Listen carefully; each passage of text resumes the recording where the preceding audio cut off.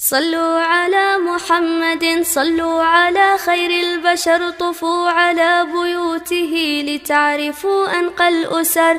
زوجاته 11 فيما رووه واشتهر، خديجة فسودة وحفصة بنت عمر، عائشة ورملة ميمونة صفية، وهند أما التالية زوجته جويرية، بنت خزيمة زينب، وبنت جحش زينب.